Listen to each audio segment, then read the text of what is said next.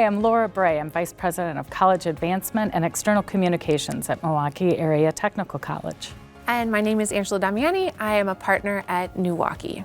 The Gap Year program is a 10-week intensive career exploration where the individuals that are participating get exposed to multiple career options. We organize it according to MATC's career and academic pathways. So one day they might be exploring what would it be like to be an aviation tech, where you're working on planes, and then another day you're learning what would it be to be a respiratory tech. It really is trying to give the full idea of what jobs might be and careers might be available in the community. And so we began a co-creative process about looking at what were the assets and the career pathways that are truly unique to MATC and ways in which we might marry those pathways to real-life experiences, community-based experiences, and a way to sell choosing Milwaukee in addition to MATC, not only during your gap year, but for whatever your first next step is when you're done with that period of time. What I think the Gap Year does is introduce people as professionals. What would your profession look like here in the city?